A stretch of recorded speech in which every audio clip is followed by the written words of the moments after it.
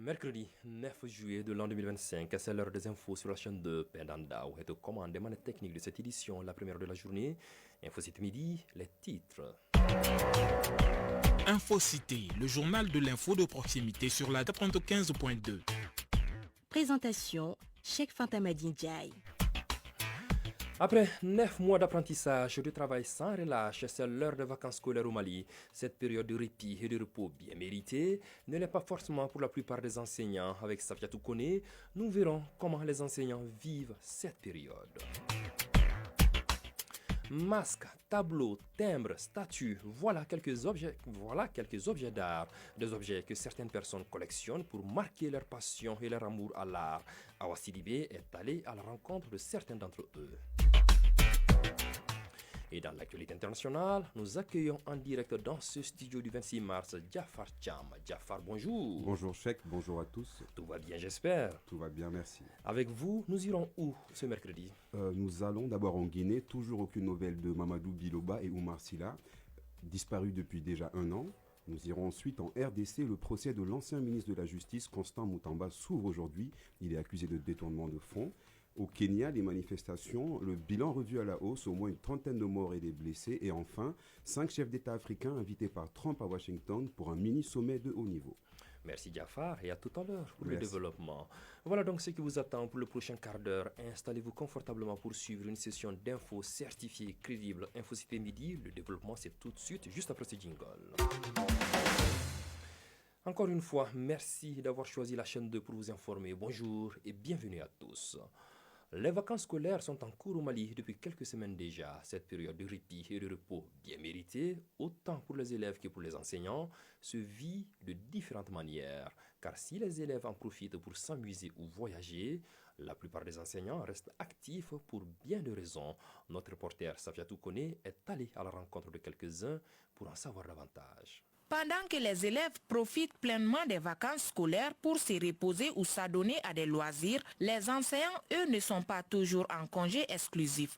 Entre formation continue et préparation pédagogique, les vacances sont aussi pour eux un moment de réflexion et parfois de travail. Valentin, enseignant. Je vais me reposer au moins dans l'intervalle de 2 à 3 semaines pour que l'esprit et le corps se reposent un peu. Et je vais essayer d'organiser un cours de rattrapage pour rehausser le niveau des enfants. Certains enseignants saisissent l'occasion des vacances pour suivre des formations ou approfondir leurs connaissances d'après Mariam Dansoko, membre du syndicat des écoles privées du Mali. Le syndicat organise chaque année pendant les vacances les formations pédagogiques à l'endroit de nos militants pour rehausser leur niveau, pour qu'ils puissent transmettre une bonne formation pendant l'année scolaire aux apprenants. Au-delà, les vacances sont aussi un temps de préparation pour les enseignants. Amadou Almami Diara, directeur d'école.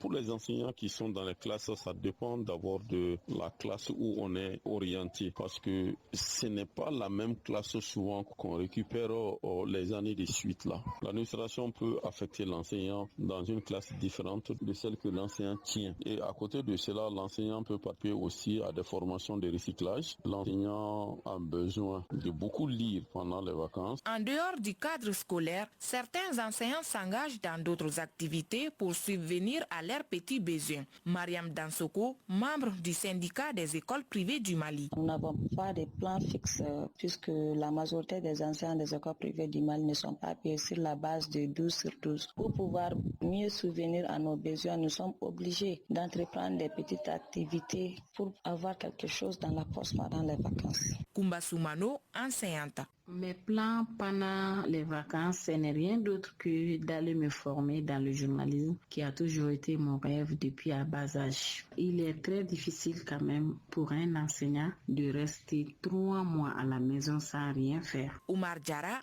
enseignant. Chaque vacances, je pars au village pour aider mes frères aux travaux champêtres. Comme pendant les vacances à Bamako ici, on n'a pas pratiquement d'autres activités. Les vacances scolaires ne riment pas toujours avec repos pour les enseignants. Même loin des salles de classe, leur engagement se poursuit sous différentes formes, prouvant ainsi leur rôle essentiel dans le système éducatif. Le 27 juin, le monde célèbre la journée des PME, petites et moyennes entreprises, qui sont des acteurs cruciaux dans l'économie mondiale. Ces entreprises, souvent moteurs de l'innovation et de la création d'emplois, méritent une attention particulière. Voilà pourquoi la chaîne 2 s'est focalisée sur deux d'entre elles, incarnant d'un côté l'esprit d'entrepreneuriat et de l'autre ayant un impact positif sur l'insertion professionnelle des jeunes.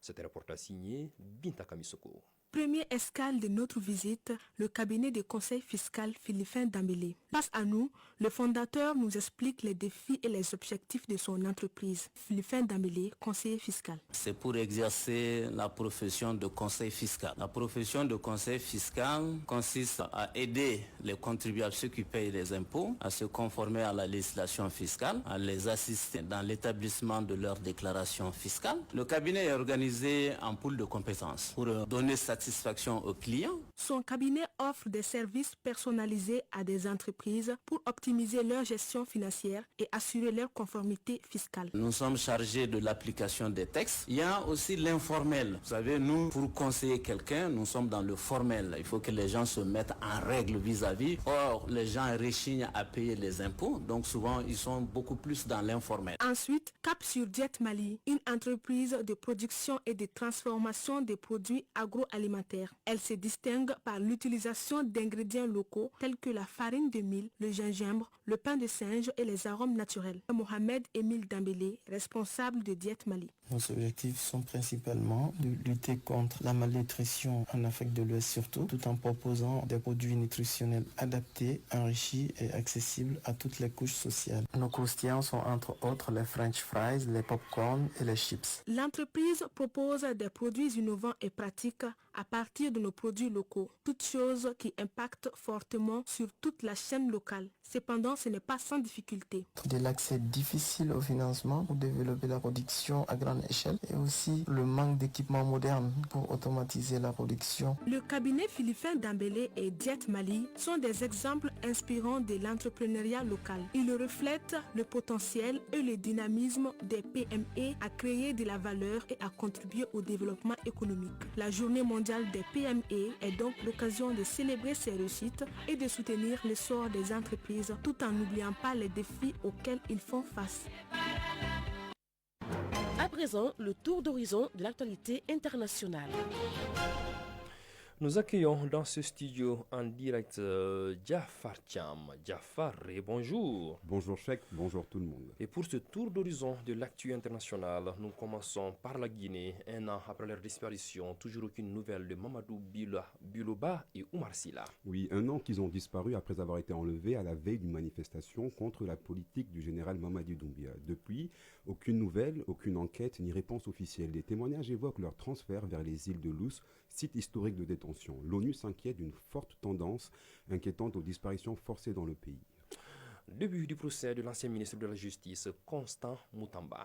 En RDC, le procès de Constant Moutamba s'ouvre ce mercredi devant la Cour de cassation. Il est poursuivi pour détournement présumé de plus de 10 milliards de francs CFA, des fonds qui devaient servir à construire une prison à Kisangani. Selon le parquet, le projet aurait été lancé sans autorisation de la Première ministre dans l'intention de détourner l'argent. Le retrait des fonds a toutefois été bloqué à temps grâce à une alerte de la cellule de renseignement financier. Moutamba, qui a quitté ses fonctions en juin, rejette les accusations. Son entourage évoque une erreur administrative, pas un crime. Manifestation au Kenya, un bilan revu à la hausse Jafar. À Nairobi, la colère gronde et les commerçants comptent les dégâts.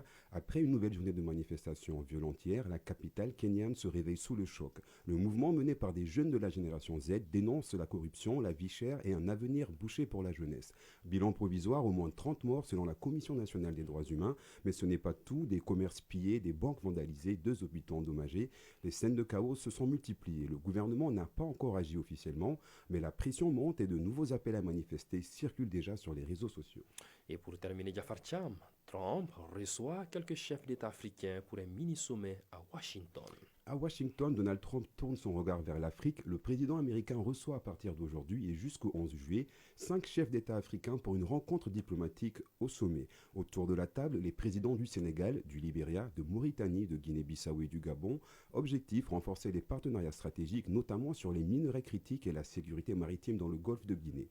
Par ailleurs, Trump a également reçu en début de semaine le premier ministre israélien Benjamin Netanyahou. Cependant, aucune avancée majeure quant à un accord de paix avec le Hamas. Donald Trump Trump a réitéré la volonté du Hamas à conclure un cessez-le-feu. Cette semaine, un émissaire américain se rendra à Doha pour poursuivre les négociations. C'est ce qu'il fallait retenir, chèque de l'actualité internationale. Que vous avez eu l'immense plaisir de nous présenter aujourd'hui, Jafar. Merci à vous. Merci d'être passé dans ce studio et bonne journée. Je vous l'annonçais au sommaire, la collection d'objets d'art existe bel et bien chez nous. C'est ce que nous vous invitons à découvrir dans ce dossier. Masques, tableaux, timbres, statues. La collection d'objets d'art est avant tout une passion, un amour que l'on cultive jour après jour. Qu'ils soient collectionneurs ou créateurs, tous partagent cet attachement profond à l'art et à la préservation du patrimoine. Awa Sidibé est allé à la rencontre de certains d'entre eux. Voici Ibrahima Djonkuloni Koulibaly qui arrive sur son lieu de travail. Un endroit chaleureux, agréablement décoré, bien différent de ce que l'on voit de nos jours. Des masques, des statues, des tableaux, cet espace est un véritable musée du savoir-faire africain. Cet amour, Djonkuloni l'a développé à partir d'une discussion avec son père. C'est mon père qui me dit dans un proverbe bambara, Yani kasra fadin fentigigne, ikasra afemaralagne. Avant d'avoir peur de ton frère qui est riche, aie peur de ton frère qui sait garder les choses. Parce que celui qui est riche là, la richesse ça passe. Mais celui qui garde quelque chose là, c'est toujours avec lui. J'ai eu un peu d'initiation sur ces œuvres-là. J'ai des collections de timbres rares. J'ai des collections de photos. J'ai des collections aussi de pierres. Il y a les masques Dogon, il y a les masques Bambara, il y a les masques Baoulé. Sa collection est très diversifiée. Parmi les pièces, certains ont une grande signification dans notre culture. Quant au choix des œuvres, il se base sur leur rareté. Ibrahima Djonkuloni Koulibaly, collectionneur d'objets d'art. Chaque œuvre d'art ne se ressemble pas. Même si la même personne le fait, à chaque instant, ça change. Il y a des pots en bronze que j'ai payé jusqu'à 500 000 francs. C'est une pipe, on peut dire que c'est moderne, mais qui a tendance à partir. Abdoulaye Diallo est fabricant d'œuvres d'art depuis plus de 30 ans. Seul dans son atelier, il crée divers objets, tous remarquables et spéciaux. Je travaille tout type de bois. Je réalise des sculptures représentant plusieurs ethnies, les Sénoufo, les Moussi, les Baoulé, les Dogon, les Bozo, les Bambara, les Mianka. Il y a par exemple la statue Bambara de la femme au sein pointu ou celle au sein tombant qu'on appelle la bonne mère. Ce qui fait la particularité des œuvres d'Abdoulaye, c'est que chaque création, bien qu'inspirée d'ailleurs, reste authentique. Les œuvres que je fabrique sont uniques. Certaines parties peuvent avoir des traits de ressemblance avec les statues propres à certaines ethnies, mais jamais tu ne les verras dans les catalogues. Je peux faire le bas en Moussi, le corps en Baoulé et le visage en Bambara. Personne ne m'a appris ce métier. Ibrahima Djonkuloni Koulibaly, collectionneur d'objets d'art. Nama, ça c'est pour les Bambaras. Nama, c'est toute une histoire. Parce que quand on venait d'Égypte, nos anciens se sont transformés en Nama. Des œuvres qui sont venues dans les profondeurs des grottes de Banyangara, qui sont vieux de 400-500 ans. Abdoulaye Diallo est le fabricant de plusieurs objets que l'on retrouve dans la série Les Rois de Ségou. Dans la série Les Rois de Ségou, tous les objets d'art utilisés dans le film sont mes réalisations, les habits des dozos, les statues, etc. L'objet que je fabrique le plus s'appelle Wangye. C'est une tirelire qui sert à garder de l'argent. Les déceptions d'Abdoulaye ne s'arrêtent pas à cette histoire, d'où sa réticence à transmettre son savoir-faire, car pour lui, ce travail n'est pas apprécié à sa juste valeur. Je n'ai eu que 3 personnes capables d'apprécier mon travail et elles me payaient gracieusement parfois plusieurs millions. Je refuse de transmettre ce savoir car dans ce métier, il y a énormément de méchanceté et d'hypocrisie. D'après ces témoignages recueillis, la collection ou la confection d'objets d'art est avant tout une question d'amour et de passion. Pendant qu'il est 12 heures, passé de 14 minutes, un clin d'œil sur le temps avant de boucler cette édition.